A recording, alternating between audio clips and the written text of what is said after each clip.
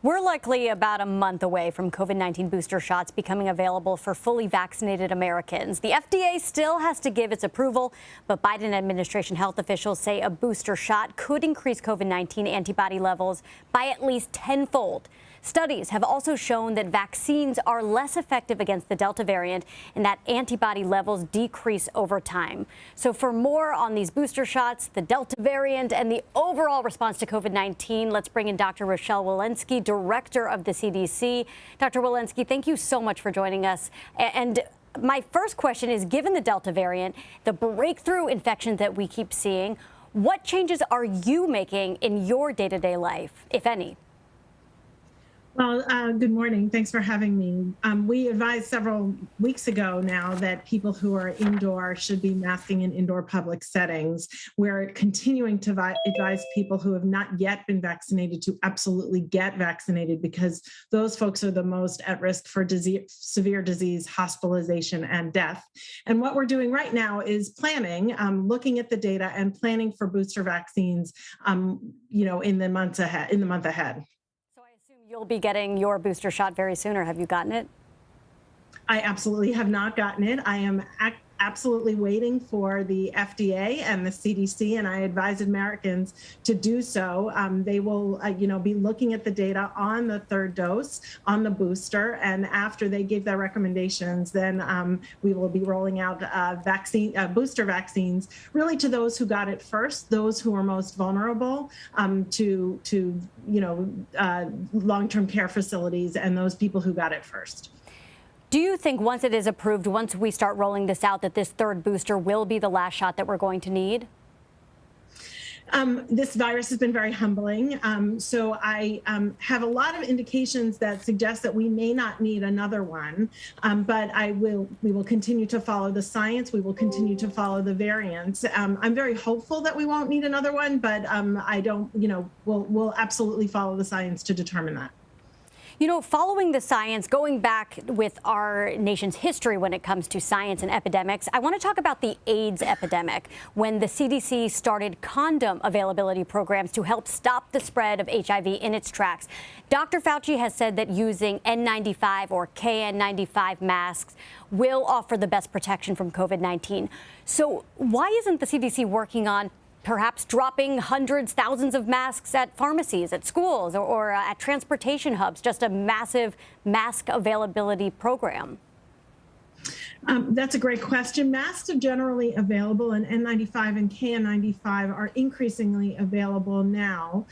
We need to be careful about KN95 and counterfeit, because many of the KN95s out there right now are counterfeit. And what I would advise people is to understand what they need in a mask so that they're able to tolerate it for some period of time. Certainly, if you have a high risk of exposure, if someone who you're caring for has COVID-19, you may want to consider a higher respirator mask like an N95 or a KN95.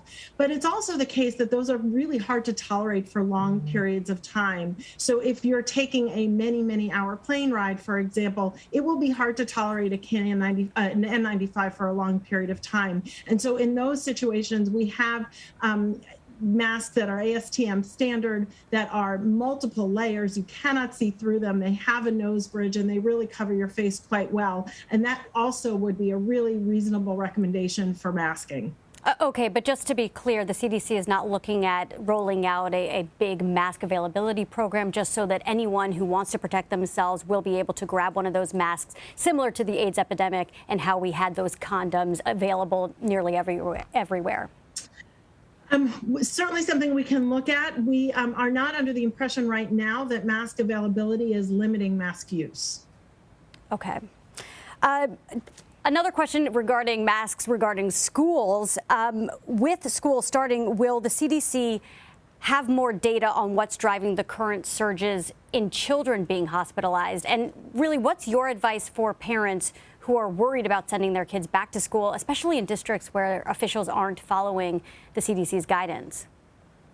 Yeah, we've updated our school guidance. We absolutely know how we can keep children safe. So among the things to keep children safe are get everyone around those children vaccinated and get those children vaccinated themselves. We do know in schools that the vast majority of disease in these schools, when prevention measures are taken, are really coming in from the community. And then to keep schools safe, masking in schools, absolutely, distancing, cohorting, testing in schools to decrease transmission. Indeed, we are seeing a concerning number of children who are getting sick from COVID-19. But in many of those cases, and in most of those cases, it is because these prevention measures are actually not being taken. Let's talk a little bit about the Moderna vaccine. The Washington Post reports the FDA and the CDC are looking into the Moderna vaccine and the very small risk of myocarditis as a side effect. What exactly triggered this investigation? So we have a robust safety system for our vaccines, and several months ago we noted an increased number of reports of myocarditis with both of the mRNA vaccines, and that is where we updated. We worked with the FDA to update their label indicating this risk. I do want to emphasize that the risk of myocarditis from a COVID-19 vaccine is far less than the risk of myocarditis from the disease itself, and so while we have updated the guidance, the label for these mRNA vaccines, and we continue to encourage people to wait for the third boost because of these safety signals that we want to have the FDA review.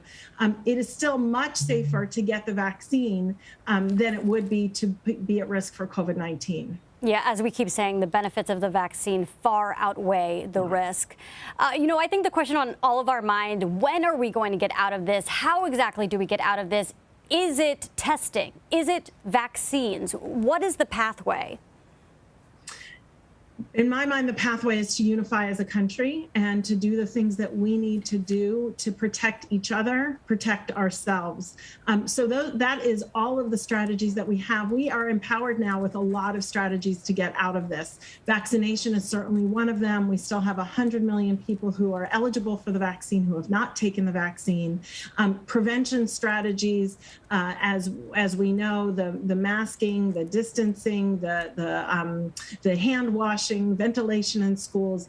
We can move together against this common foe, the virus, not one another, to end this pandemic. And that is what I think we need to do as a country. All right, vaccines, prevention, and I assume testing as well is a big Testing element. One last question. What guidance should we expect in the coming days to be reevaluated given this week's new vaccine effectiveness data? We are absolutely following the data in real time. The data that we published this week and that will be coming out next week are vaccine effectiveness data that were really up to the last week or so. We're following data on disease, on infections in vaccines, on disease severity in children, and we will be following those data and updating our guidance as soon as they are available. All right, well, we look forward to that. Dr. Rochelle Walensky, thank you so much for joining us. Thanks for having me.